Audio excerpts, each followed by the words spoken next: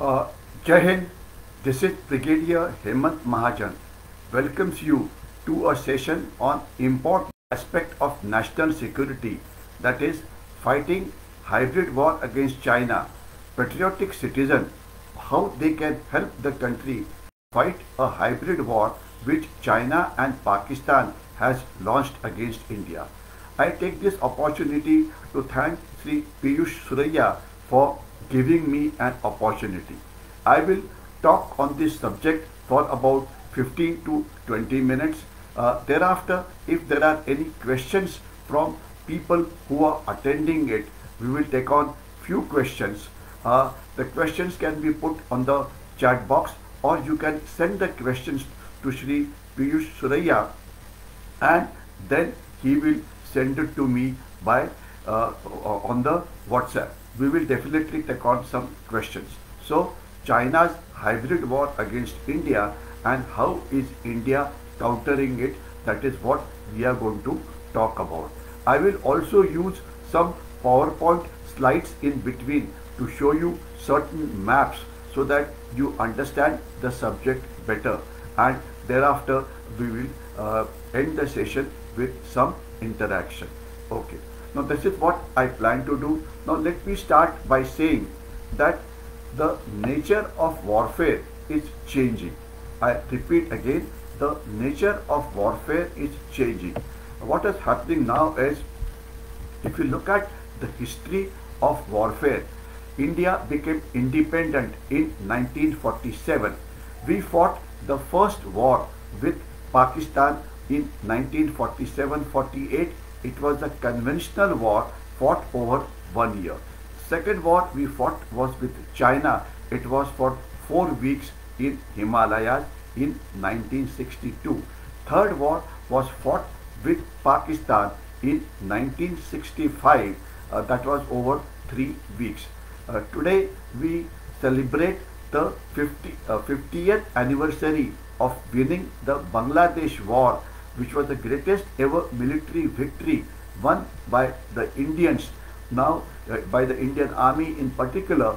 This war was also a conventional war in which Indian Army fought the Pakistani Army, and the role of normal common civilians was very limited.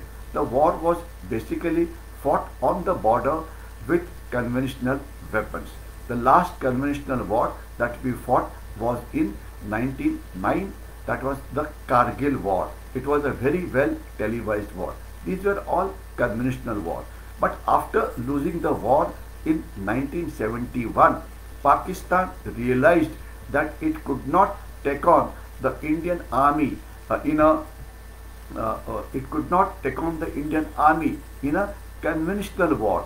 So what they did, they started an unconventional war which they called as Operation Karakoram.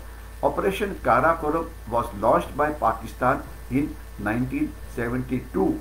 It consisted of 3 main aspects: K1, K2 and K3. K1 was Khalistani terrorism, K2 was terrorism in J&K or in Kashmir, and K3 was terrorism in rest of India. Khalistani terrorism in the late 80s, we all are aware of it. It was finally crushed by the Indian Army with the help of Punjab police. K2, Kashmir, was a very quiet area. It was a paradise till 1970s, but it became a violent area after 1980s, in which Pakistan infiltrated terrorists, its supporters, into various political parties, into the bureaucracy, into the police also, into the NGOs also, into the medias also. And Kashmir is the Kashmir proxy war is still going on, though it is now under control and restricted to only few districts of the Kashmir Valley. Now after this was the war which they started off, terrorism in rest of the country. Mumbai blast, we are well aware of as to how bomb blasts kept on taking place at regular intervals post in 1993 and thereafter.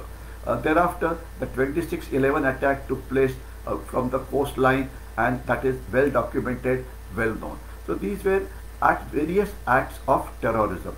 Now what happened was, in 2014, a government came into power which was proactive against terrorist activities carried out by Pakistan. We carried out a surgical strike in Myanmar. We carried out a surgical strike when Pakistan did a terror act in Pakistan itself. Surgical strike too was an air raid that was also carried out. So this was done. Now after this was done, China realized that if it wanted to contain India, if it wanted to stop India's progress, then it must do a different kind of a war. And this is what has actually started off few years from now, you can say 2014-15 onwards. They started a war which is called as the hybrid war, or it is called as the grey zone warfare, or it is called as a unrestricted war. How does this war differ from other places? How is it different? Very briefly, when technology was dominating warfare, when the USA fought a war in Iraq with the help of technology, missiles, aircraft, etc., China did a lot of research, and it said we will fight a war called the unrestricted war. What does unrestricted war mean? Unrestricted war means that we will carry out war against our enemies by every possible means. The only rule of unrestricted war is that there are no rules, and this war is not only against the armed forces, but it is against common citizens. Not only that, this war will continue 365 days a year, and we will fight India or rest of the world on all kinds of platforms.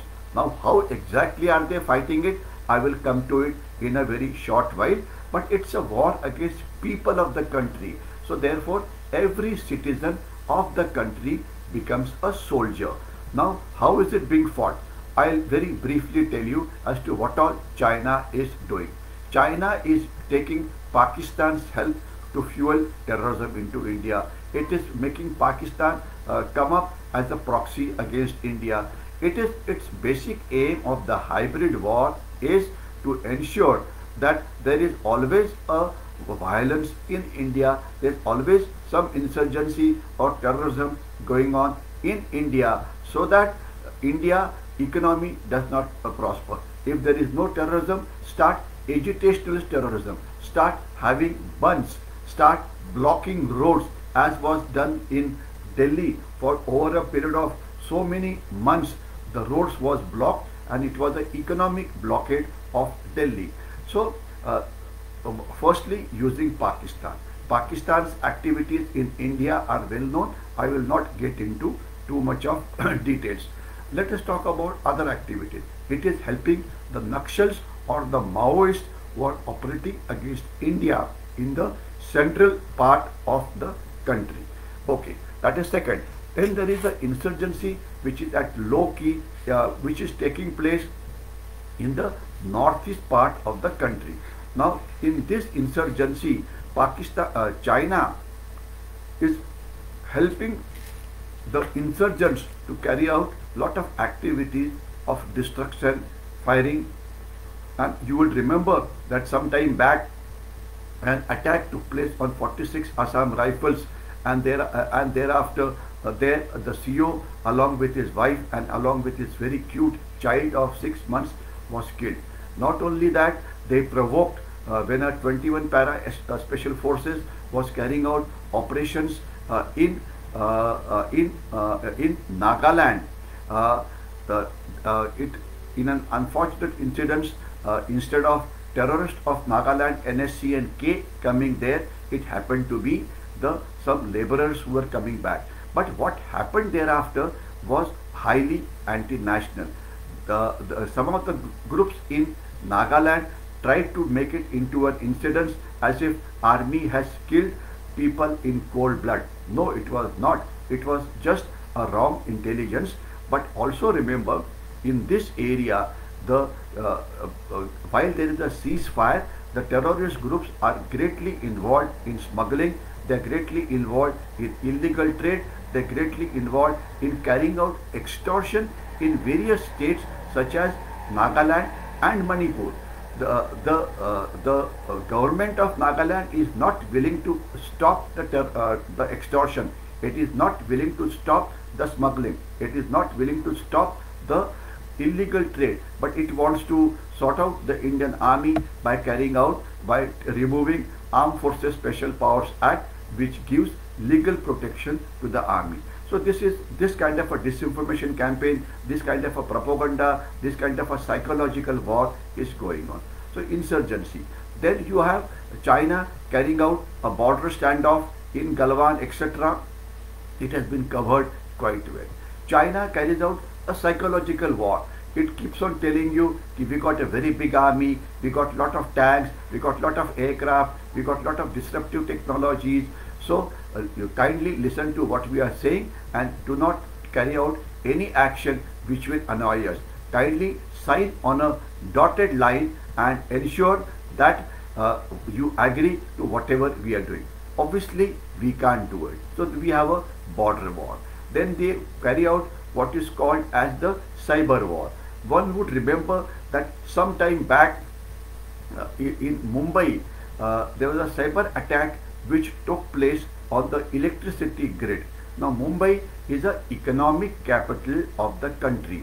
When it gets attacked, when the electricity there stops, obviously what is going to happen is that the economic capital is going to suffer, internet will go down, and today everything is so network based that we can really stop a country's progress by carrying out a cyber attack. Now there are thousands of cyber attacks which are taking place from China. Of course, we are trying to protect ourselves. Now thereafter they intrude into our neighboring companies such as neighboring countries such as Nepal, and they try to turn them against India. They talk to Bhutan directly to resolve the boundary issue, and they are putting pressure now on Bhutan to make them sign on the dotted lines and make Bhutan accept an agreement by which Doklam will go to them.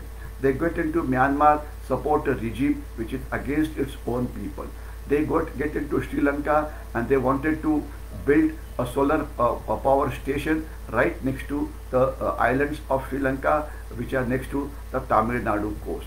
They are trying to get into Maldives, trying to put them under into an economic subversion. China is carrying out an economic war against India. Initially it was economic subversion, but now it can be called as an economic war. What are they doing? They are flooding, they are only wanting to export things to India, but they do not accept anything from India in return. And today, despite trying for a few years, our government is still not able to get out of the clutches, because there are a large number of people in this country, in the corporate world, who believe that you cannot live without China. So therefore, this subversion of Indian economy, they have been responsible for more or less killing the small scale sector industry, the middle scale sector industry. Now there is a lot of illegal trade that takes place through the containers. There are some Indians who cannot be called as patriotic. They show a voucher of saying that we have bought things worth 1 crore into India through containers. However, what comes inside through the ports of the country, that is the Mumbai port, the Jawaharlal Nehru JNPT port, or Calcutta port, or Visakhapatnam port, is goods which are much higher in value. So since you are paying taxes only on 1 crore, the other goods can be called as smuggling. China floods neighboring countries, especially Nepal, etc., buy a lot of Chinese stuff. Now, who buys the Chinese stuff from Nepal? Nepalese people, not so much, but the Indians who go as the tourists there buy all the Chinese stuff and come back. So that is how they are subverting our system. they trying to get into our corporate world and trying to subvert us. Now government of India has decided that any investment coming from China will be looked after very carefully. So China started following the third country route, that is coming via Hong Kong, coming via Taiwan, coming via Singapore. So basically they wanted to take hold of the India's technological sector. What we must understand is India is very strong in some of the technological sectors, especially in the area of software. So they wanted to get into Bangalore, which is also called as the Silicon Valley. So they wanted to get inside that, but now we are trying to stop them. China is also carrying out what is called as the legal war against India. Now what does it exactly mean? What they, one would remember that some time back there was a corporation called Vedanta who used to produce copper in Tamil Nadu, in Chennai. The Chinese paid some money to the local unions and told them that you start agitating, go to the court and say that the Vedantas are producing copper which is polluting the countryside. So High Court was made to give a ruling that stopped the production of copper by Vedantas. Now how can you stop copper which is required as a basic material in the country? Now High Court, without understanding, gave away this ruling and said stop this factory. Now who benefited? Now we are importing copper from China. We are importing copper from Pakistan. Doesn't our people understand that by using laws of India, we are trying to stop certain factories from coming, and that's how we are subverting the economy.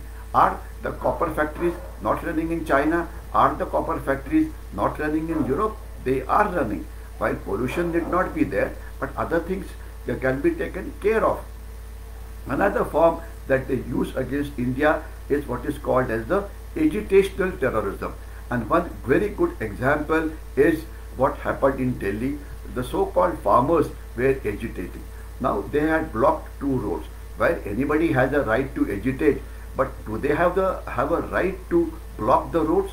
What we must understand is, in any Indian city, take an example of say Pune, there are just 5-6 roads which come to a city. For example, one road comes from Satara Sangli, one road comes from Mumbai, one road comes from Solapur, one road comes from say Saswad, etc.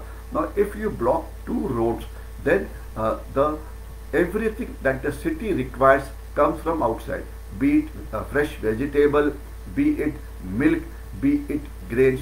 Whatever is produced in the industrial estate of the city has to go outside. Now that can't go outside. It is said that when two roads to Delhi were blocked, what was the effect on Delhi? You kindly go to any economic newspaper and type out in Google search economic losses due to blocking of roads by the farmers of Delhi. 4 to 5,000 crores of losses were occurring in Delhi every day. Every day, I repeat. The kind of a damage that was put on India by this agitational terrorism was tremendous. Tremendous. I repeat it again. Now, this is called the agitational terrorism, and Supreme Court has given a very clear ruling that nobody should block the roads, but unfortunately the implementation is very lethargic. Governments are scared because of vote bank politics of stopping this kind of a blocking of roads, etc. Now media is also highly subverted. They will keep on talking against the country. I am talking of Indian media. The Indian media can broadly be divided into three parts.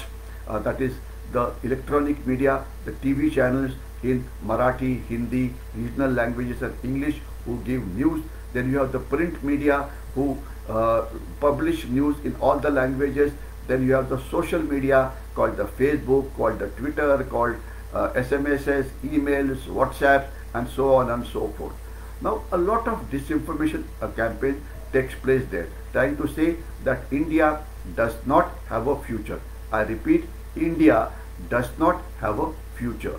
Now, for example, during the Galwan standoff, there is a constant disinformation campaign that was going on, against India. No, Chinese have got their modern tanks there. If the this is what the Indian media said. Chinese have got their tanks on the border.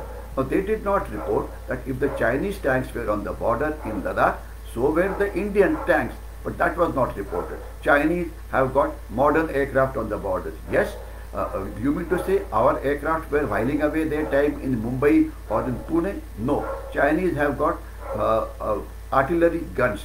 Where are artillery guns doing nothing and sitting in Devrali or Nashik?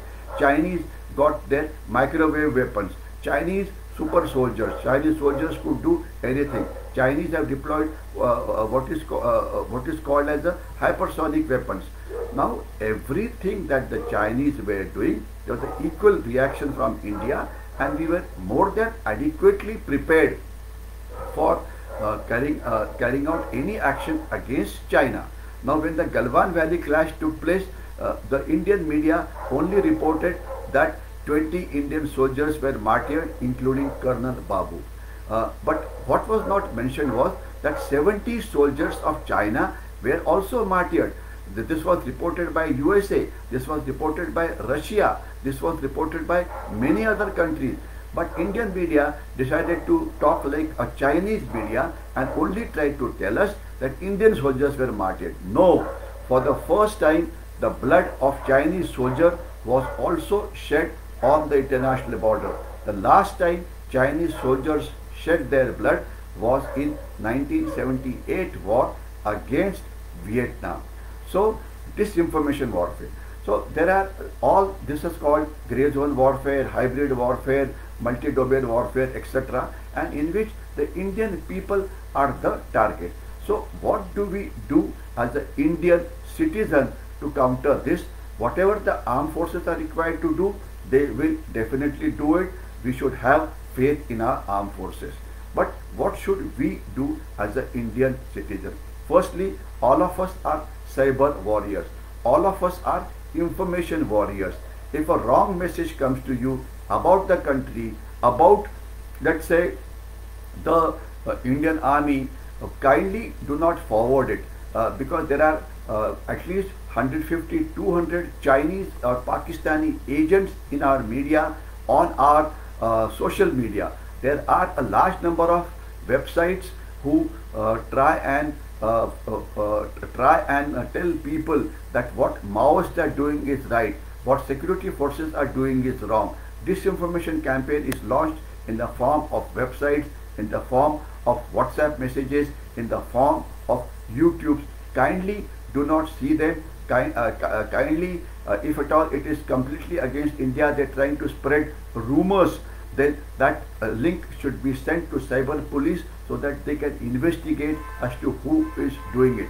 I'll just give you an example. In the present case, General Bipin Rawat, when he was injured in a helicopter crash, there were some people, anti-national people, who started announcing from 12:30 onwards only that General Rawat was no more. Well, the government of India had not announced it.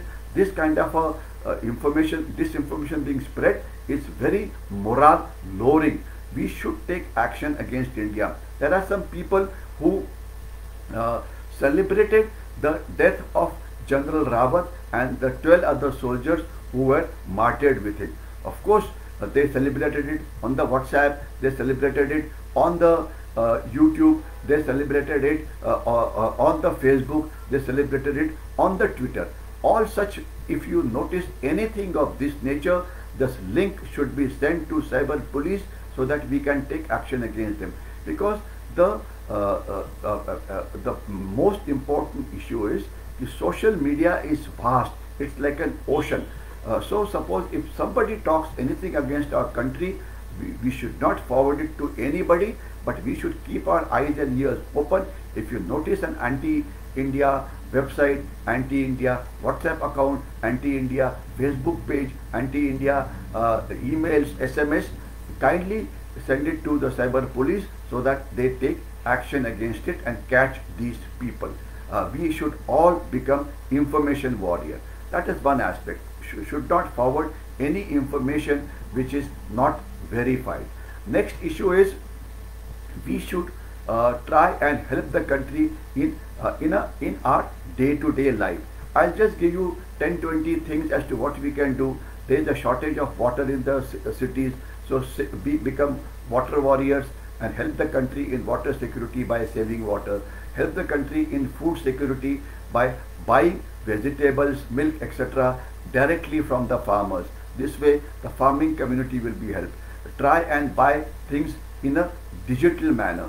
Do not pay wherever you go, do not pay money in cash, because the moment it is digitally paid, what happens is that the money goes to the bank and the shopkeeper or a professional, say a doctor or a CA or anybody, wherever you have to make a payment, the digital payment goes into his account and he has to pay income tax on that. There are a very large number of people in our country who do not pay any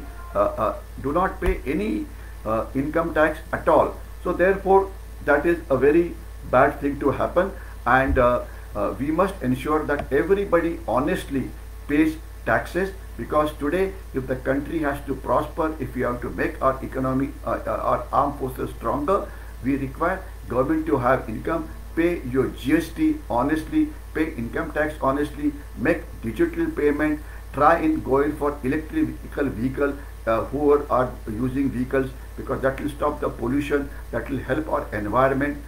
Try and use solar panels to generate your own electricity. This will help the country in energy security. Try and use electrical vehicles so that you do not use fossil fuel, which are creating a problem of carbon dioxide. There are a lot of good things government is doing for the poor people of the country. It is Ayushman Bhava Yojana. Suppose you have somebody with you who do not know this Yojana, try and help them out. Government is giving loans to small people for carrying out businesses worth 1 or 2 lakh rupees. There are n number of things which government is doing, but it does not reach the people who are supposed to benefit, so educate them.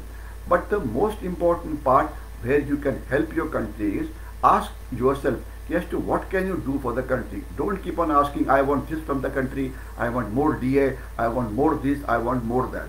Now, whichever field you are working into, try and become world class in that. If you are a student, you should become world class like Arjuna. If you are a teacher, become world class like Dronacharya, who is supposed to be the best teacher.